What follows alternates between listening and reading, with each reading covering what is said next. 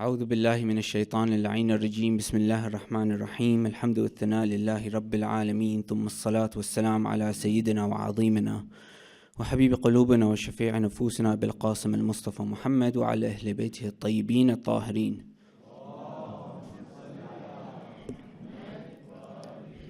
الثاني على حب الزهراء.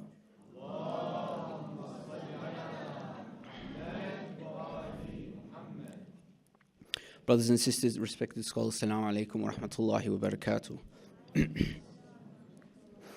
So it's the fifth night in the Al-Khisal series. Just a recap of the first four nights. The first night we spoke about one of the signs of injustice. The second night we spoke about two characteristics of the Shia, or negative characteristics of the Shia that Ali ibn al-Hussein alayhi salam spoke about. The third night was the three conditions of enjoining good and forbidding evil. The fourth night, which is last night, was the four questions that you will be asked on the Day of Judgment. And tonight is the fifth night, which will be revolving around a story or a hadith narrated to us by Imam Al-Rida alayhi salam. So this is the second hadith in the chapter number 5. Some of you might have already heard me speak about this particular hadith a couple of years ago, but as soon as I saw this hadith, I knew I've got to speak about it again. It's also found in Uyun Akhbar Al-Rida, also compiled by Sheikh Al-Saduq. But it's basically it's a story about Allah subhanahu wa ta'ala giving 5 orders to one of the prophets. The prophet in this hadith is unnamed. He hasn't given the name. It could be one of the ones that we know, like Musa alayhi salam, Ibrahim alayhi salam, or one of the other prophets, Allahu Alam. Or it could be one of the other ones that are unnamed, unknown to us by name, from the 124,000. But that's not the point. It doesn't matter about the name. The moral and the reason why it's told to us is what is important. So it starts off with Imam Al-Rida narrating that one day, I know it sounds like a fairy tale as soon as I start with one day, but this is a hadith found in our reliable books.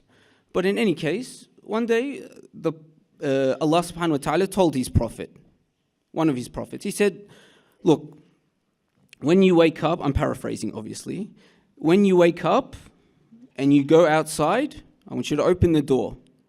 The first thing that you see when you walk out that door, I want you to eat it.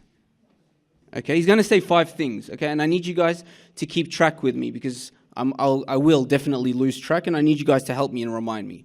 The first thing that you do, the first thing that you see or you encounter or you come across, what do?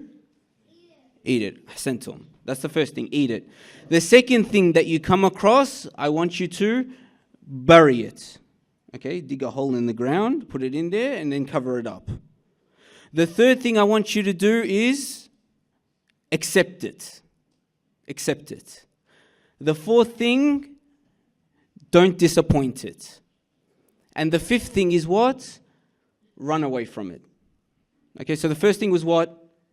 Eat it. Second thing, bury it. Third thing, accept it. Fourth thing, don't disappoint it. Fifth, run away. Ahsantum. Sallu ala Muhammad wa ali Muhammad.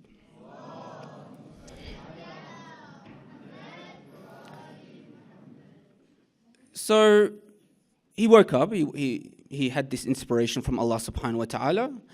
He opened the door, and his luck, he opened the door. He lived in a very hilly area. The first thing he saw was from far away. He opened the door, he sees from far away a large, big black mountain. A big black mountain. Yani, he didn't see pizza, he didn't see Nando's or something. He saw a big black mountain. So what was the first thing Allah told him to do? Eat it. He has to eat a mountain. So he's thinking, how am I going to eat this mountain? What am I going to do here? But then he thought, this is a prophet of Allah. He says, probably if we had these orders, would make sure that we'll find a loophole and say, I didn't see that, or I saw this. But he said, you know what, I'm a prophet of God. Allah gave me this order, and I know He will never burden me more than what I am capable of. He's ordered me to do this, and I have to be honest to myself. Therefore, I'm going to walk towards that mountain, and I don't know how, but I'm going to eat it. So he starts walking. Now, let me just put some sort of scientific thingy-majiggy into this discussion. When you see something far away, okay, and you put your finger next to it, what happens?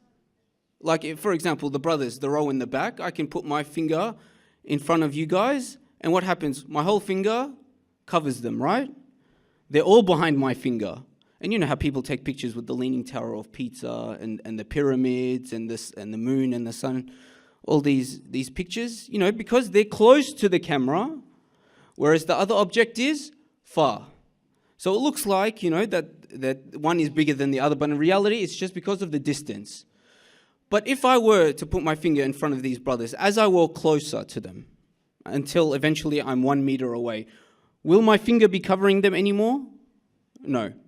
Maybe it might cover just maybe their forehead, for example.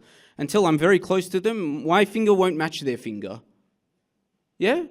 So what happened? The Prophet started walking to it. Now what he expected in his mind is as he was walking closer to it, the mountain you would see the reality of the size of the mountain. He would have to eat this big, massive mountain. But subhanAllah, by the blessings of Allah, as he was walking closer, the mountain stayed the same size as if he was back there, the size that would fit in his hand. So he picked up that mountain and he popped it in his mouth and he ate it. And the hadith says that he found that this mountain was the most delicious thing he ever ate. I'm not encouraging you to go eat mountains now, but this is the hadith. The second thing, so he turned around. He turned around to walk back home. He's like, you know, I'll finish the rest as we go along. Turns around to walk home. What does he find? A golden pot.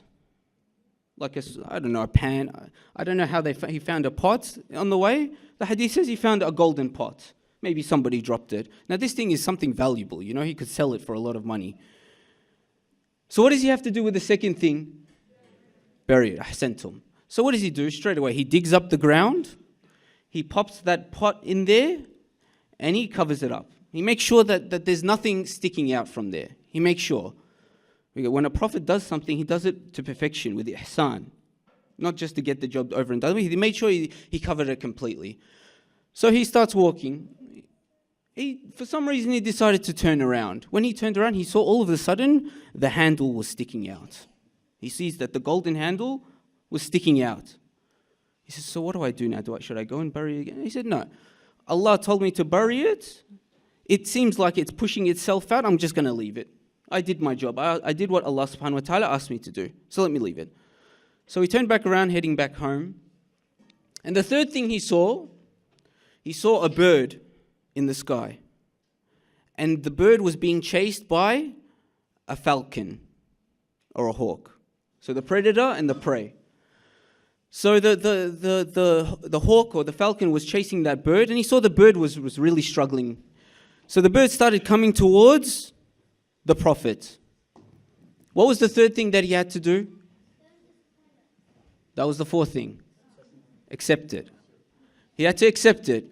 Now, back then, the trend wasn't to wear tight clothes, it was to wear very loose clothes. They would wear cloaks and whatnot. They would have big sleeves where they would put a lot of their belongings. They didn't have backpacks and whatnot. For example, one of the famous companions of the Prophet, his name was Abu Hurairah. Why? Abu Hurairah means, I'll translate it in something that we would understand, it would mean Mr. Catman, for example. Why? Because this guy used to keep cats and kittens in his sleeve. He used to love cats and kittens. And subhanAllah, this man, according to some people, was a narrator of so many hadiths, more than any other companion, even though he spent a few years with them. Even though the second caliph told him, stop talking because you're a liar. But in any case, this man, Abu Hurairah, he was called Mr. Catman because he kept things in his sleeve. So what did this Prophet do? When the bird came, he allowed it to come in his sleeve and seek protection from the falcon. He accepted it. So the falcon came. And of course, some of the prophets, if not all of them, had the ability to talk with animals. So the falcon said to him, look, messenger of God, I have been chasing this bird for 4 days. Please give it to me. What was the fourth thing that he had to do? Don't disappoint it. So now he's in a bit of a dilemma. I'm protecting this bird now, but I can't disappoint this falcon or this eagle. So this is outside of the hadith. This is from my understanding and what some of those who have commented on it has said. He tried to find a way to reconcile between the two. So he took a part of the bird, whether it be a leg or whatnot, took a part of it off and gave it to the falcon, and he threw it to the falcon, which left both the bird and the falcon happy. The bird had protection. Yes, it lost something, but in the end, it didn't get killed and eaten. And the falcon also was happy. It had brunch. Zen. So he's like, okay, I've done 4 out of the 5. He started walking furthermore, and the next thing he saw was rotten meat. Meat on the floor. Maybe someone didn't have the saucepan anymore, so he threw away the rotten meat. He saw the rotten meat. What did he have to do from rotten meat? Run away. So he ran back home. He ran as fast as he could. He got into his house. He was exhausted at this stage. He went to bed. As he was sleeping, an angel came down with the message from Allah subhanahu wa ta'ala. It said to him, wa alaykum assalam wa rahmatullah. It said to him, do you know why Allah asked you to do this? He said no. Which in itself, by the way, is a bit of a lesson.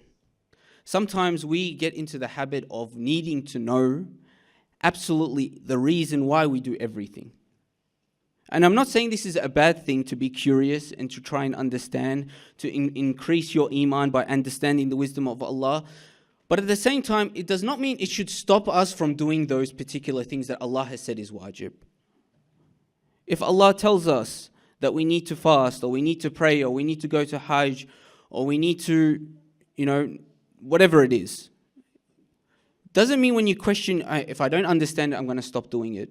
No, bil'akis, you keep on doing it. If you want to understand it, sure, ask. You might find the answer, you might not find the answer, but that should not stop you from doing that action. The Prophet said, no, I don't know why. The angel said, do you want to know why? He said, sure, why not? Maybe it will give me some enlightenment, gain nearness to Allah. So the angel said, okay. The first thing was what? What did he have to do and what was it? He had to eat, which was? Ahsant. He had to eat the mountain. So the angel told him, the reason why Allah made you do this was because He wanted you to understand that that mountain represented anger. It represented what? Anger. How? Just moving aside from that hadith, or from the hadith, when you're angry, you don't feel good about yourself, of course. But one of the best feelings in the world is swallowing your anger. The hadith says, after he explained that this means anger, the hadith says, when you as a human being understand your capacity and understand the situation that has made you angry, and you find that swallowing that anger is the best thing for you, you'll find that that thing that you just ate, your anger, is the most tastiest, delicious thing that you'll ever eat. Sometimes we get angry over the silliest of things, isn't it? The silliest of things. Somebody might just look at you in a particular way and you get angry. Somebody might go serve someone else instead of another person, you get angry. Why didn't he serve me first? Over the stupidest things, the silliest of things. Yes, some anger is justified, and the only anger that is justified is for the sake of Allah. Any other anger is not justified. But the message behind this hadith is saying, look, this thing that you're angry about, is it really worth it?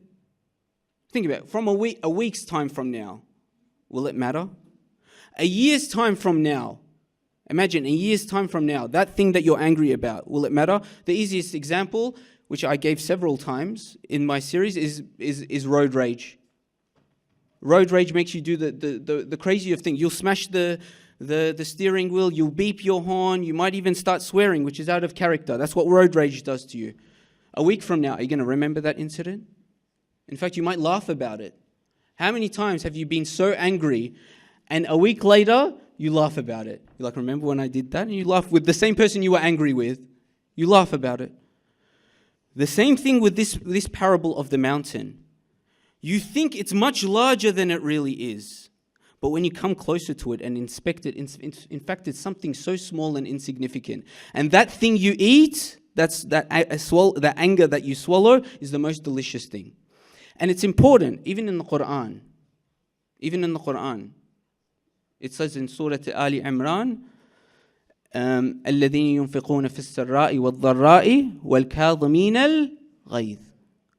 The ones who give away charity in private and in public, and the ones who swallow their anger.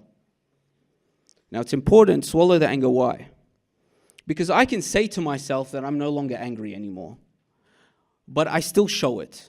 How? Let me give you an example, if I can find it. Sallu ala Muhammad wa ali Muhammad.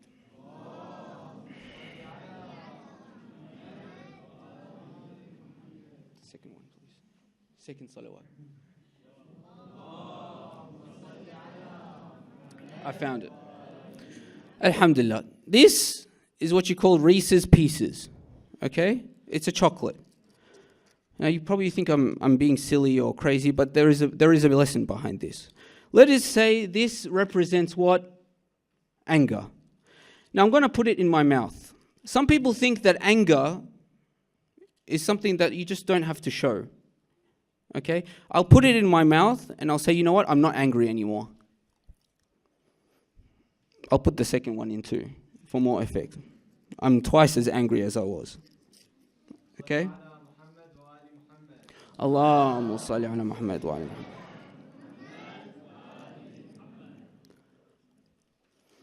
Now tell me, can you still see that I'm angry or not? Of course you can. In fact, even my speech, you can tell that there's something different, isn't it? This is the same thing with anger. Sometimes, this is really delicious by the way, sometimes you will say what? I'm not angry. I'm not angry with you anymore. I've forgiven you. But what do? You're frowning all the time. It's sticking out basically. No, I'm not angry, but they can still see you're angry. Your words do not reflect what is on your face. Furthermore, your speech, every now and then you'll give a bit of a jab. You know what I mean by a bit of a jab? A bit of sarcasm, a bit of a low blow. No, they still know you're angry. No, I'm not angry. They still see it. But if you swallow it, Sallu ala Muhammad.